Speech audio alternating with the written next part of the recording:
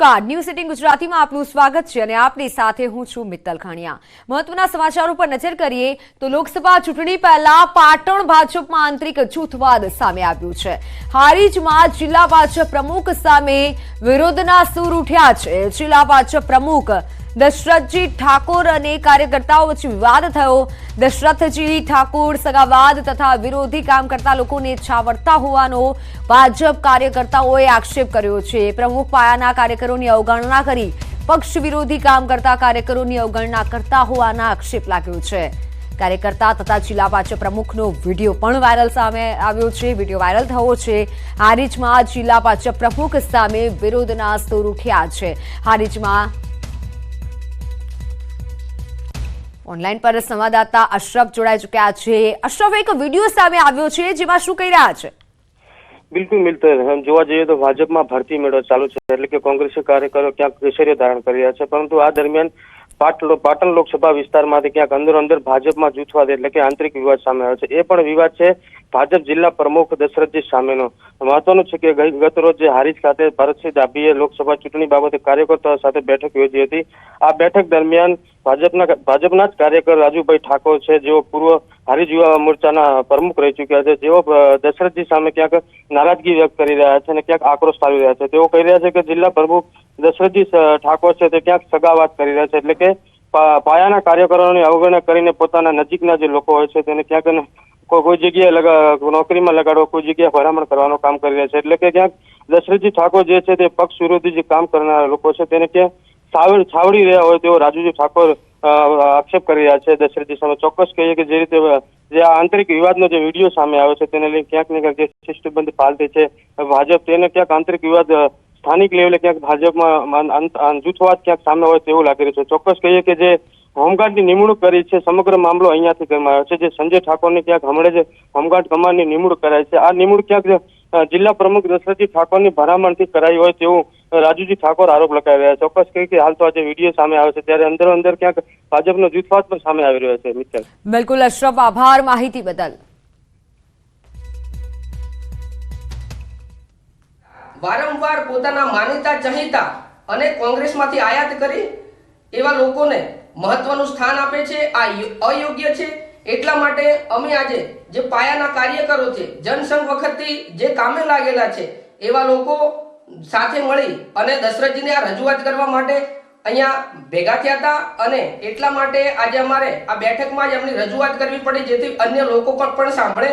Suspended police કર્મીએ મુક્કો મારતા ભાજપ નેતાનું મોત નીપજ્યું છે। જી હા, સુરતમાં લઘુમતી મોરચાના મહામંત્રીનું મોત થયું છે। 50 વર્ષીય સલીમભાઈ બગાડિયાને મુક્કો માર્યાનો આક્ષેપ છે। સસ્પેન્ડેડ એએસઆઈ રોનક હિરાણીએ મુક્કો માર્યાનો આક્ષેપ છે। એએસઆઈ મૂકેલી પોસ્ટને ડિલીટ કરવા ભાજપ નેતાએ કહ્યું હતું।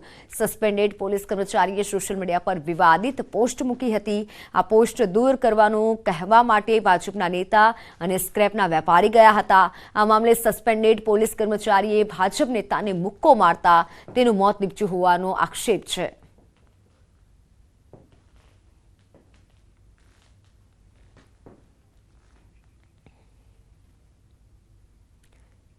સુરત જિલ્લા કોંગ્રેસના પૂર્વ પ્રમુખ જગદીશ પટેલને કોર્ટે 1 વર્ષની સજા સંભળાવી છે। ઉછીના લીધેલા નાણાં ચૂકવવા માટે આપેલ એક ચેક રિટર્ન થયો હતો, જેને લઈને સમગ્ર મામલો કોર્ટમાં પહોંચ્યો હતો।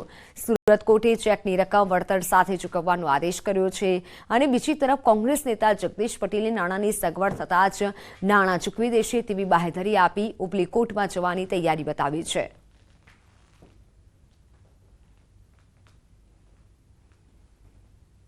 અમે મારાથી પૈસાની સગવડ નહીં થવાને કારણે આ પરિસ્થિતિ ઉપસ્થિત થઈ છે, પરંતુ 2-4 દિવસની અંદર અમે બંને સાથે મળીને પૈસા હું એને આપી દઈશ અને આ કેસ પૂરો કરી દઈશું। ભારત જોડો ન્યાય યાત્રાને લઈને રાહુલ ગાંધી સુરતના બારડોલી પહોંચ્યા છે। માંડવીથી યાત્રા બારડોલીના શિવાજી ચોકમાં પ્રવેશી રાહુલ ગાંધી ઐતિહાસિક સ્વરાજ આશ્રમ પહોંચી, જ્યાં સરદાર પટેલની પ્રતિમાને ફૂલહાર અને સુરતની આંટી પહેરાવી। સ્વરાજ આશ્રમ ખાતે સિદ્ધાર્થ પટેલ, ભરત સોલંકી, મોટી સંખ્યામાં સમર્થકો તેમજ સહકારી આગેવાનો પણ ઉપસ્થિત રહ્યા।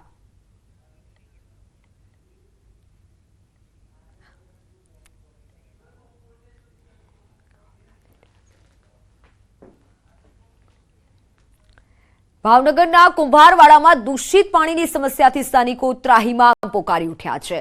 વિસ્તારના કોર્પોરેટર કામગીરીમાં ભેદભાવ રાખતા હોવાનો લોકોએ આરોપ લગાવ્યો છે. કુંભારવાડાના ખાર વિસ્તારમાં ગુજરાત હાઉસિંગ બોર્ડ નારી રોડ પર દૂષિત દુર્ગંધયુક્ત પાણીનું વિતરણ કરાતું હોવાની સ્થાનિકોની ફરિયાદ ઉઠી હતી. રહીશોએ અવારનવાર કોર્પોરેટર અને ભાવનગર મહાનગરપાલિકાની રજૂઆત કરવા છતાં કોઈ નિરાકરણ ન આવતું હતું. ત્યારે આ દૂષિત પાણી અનેક રોગને આમંત્રણ આપી શકે છે. એવામાં જ વહેલી તકે સમસ્યા દૂર ન કરાઈ તો આંદોલન કરાશેની ચીમકી મહિલાઓએ ઉચ્ચારી છે.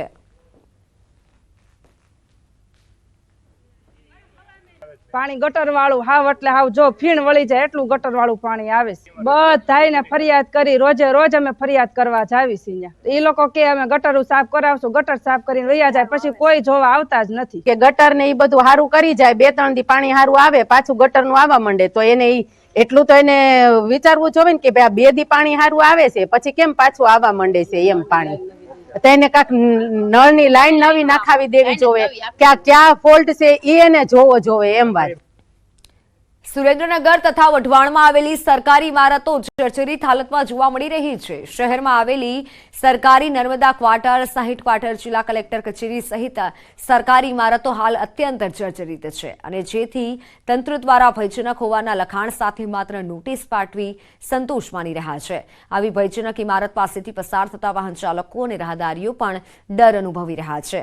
અને આ ઉપરાંત શહેરના જવાહર રોડ, માય મંદિર રોડ, બાલા હનુમાન રોડ, કૃષ્ણનગર અને ટાંકી સહિતના અનેક વિસ્તારોમાં 30થી વધુ ઇમારતો હાલ જર્જરિત હાલતમાં છે. આ પરિસ્થિતિમાં જો કોઈ મોટી દુર્ઘટના સર્જાય તો જવાબદાર કોણ તેવા સવાલો ઉઠી રહ્યા છે. જેથી તંત્ર દ્વારા આવી જર્જરિત ઇમારતો ઉતારી લેવામાં આવે તેવી લોકો માંગ કરી રહ્યા છે. બિલ્ડિંગની સરકારી બિલ્ડિંગોની હાલત આપ જોઈ શકો છો અને આપના મીડિયાના માધ્યમથી આપ પણ દેખાડી શકશો કે મોટા મોટા પોપડા પડી ગયા છે અને ઘણી વર્ષો જૂની છે, જે અત્યારે ડિજિટલ ઇન્ડિયામાં અત્યારે બિલ્ડિંગ ચાલે એમ નથી. છેલ્લા ઘણા ટાઈમથી સરકારે જર્જરિત મકાનોને નોટિસ આપેલી છે. એવી રીતે સરકારી જે વસાહતો છે એમાં પણ નોટિસ આપેલ છે. 60 ક્વાર્ટર છે, 20 ક્વાર્ટર છે, નર્મદા કોલોની છે, આ બધા ઘણા ટાઈમથી જર્જરિત મકાન છે. એવી રીતે જિલ્લા પંચાયત પાસે સામે અતિથિ ગૃહ છે જૂનું, એ પણ એવું છે એકદમ જર્જરિત. ગમે ત્યારે પડી જાય અને લોકોને જાનહાની થાય તો એની જવાબદારી કોની એમ. સુરેન્દ્રનગર શહેરમાં આવેલ સરકારી કચેરીઓ તેમજ સરકારી ક્વાર્ટરો જર્જરિત અને બિસ્માર બનતા તંત્ર જાણે માત્ર નોટિસ માનીને સંતોષ માનતી હોય તેવું લાગી રહ્યું છે. સુરેન્દ્રનગર શહેરમાં આવેલ અનેક સરકારી ઇમારતો તેમજ સરકારી ક્વાર્ટરો જર્જરિત હાલતમાં અને પડવાના વાંકે ઊભા હોય તેવું લાગી રહ્યું છે. અને આવા જે જર્જરિત અને કંડમ થઈ ગયેલી ઇમારતો છે, ઇમારતો પર તંત્ર દ્વારા માત્ર અને માત્ર ચેતવણીના બોર્ડ મૂકી અને સંતોષ માની લીધો છે. ખરેખર આ જે છે મોતના માંડવા સમાન આવી જર્જરિત બિલ્ડિંગો છે એ ગમે ત્યારે મોટી દુર્ઘટના કે અકસ્માત સર્જી શકે છે. માત્ર અને માત્ર તંત્ર દ્વારા ચેતવણી ભયજનક મકાન હોવાથી દૂર રહેવું આવું લખાણ આજે છે બિલ્ડિંગ ઉપર લખીને સંતોષ માની લીધો છે. પરંતુ ખરેખર આવી જે તમામ ઇમારતો છે, ઇમારતોને દૂર કરવામાં આવે તે તાત્કાલિક લોકોની માંગ છે.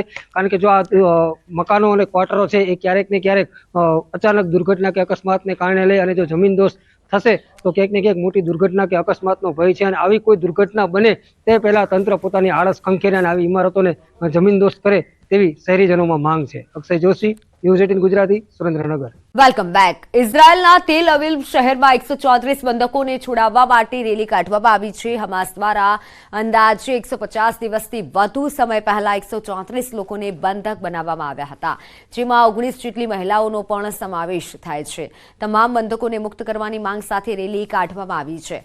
ઇઝરાયલના લોકોએ તમામ બંધકો અંગે ચિંતા પણ વ્યક્ત કરી. આ રેલીમાં મહિલાઓ તથા બાળકોએ પણ ભાગ લીધો.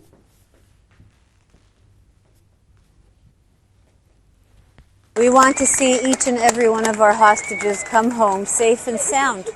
And we think there should be ongoing, non-stop negotiations to bring these people home. The demand is that all hostages will be returned immediately with no conditions back to Israel. 7 ઓક્ટોબરના Hamas દ્વારા નોઆ festival અને કિબ્બુઝ પર જે હુમલો કરવામાં આવ્યો હતો એના પછી હજુ પણ 134 લોકો એવા છે જે હમાસના કબજામાં છે. આ લોકોને જલ્દીથી જલ્દી રિહા કરવામાં આવે અને આ લોકોની સેફટી અને સુરક્ષા માટે જે છે સરકાર જલ્દીથી જલ્દી કદમ ઉઠાવે એના માટે ઇઝરાયલના લોકો સડકો પર ઉતર્યા છે. અને લોકોની એક જ ડિમાન્ડ છે કે જલ્દીથી જલ્દી 134 લોકોને જે છે સફળતાથી લાવવામાં સરકાર સફળ રહે. Vicky Sompura, network 18, Israel. તો સમાચારોમાં હાલ બસ આટલું જ. આપ જોતા રહો ન્યૂઝ 18 ગુજરાતી. નમસ્કાર.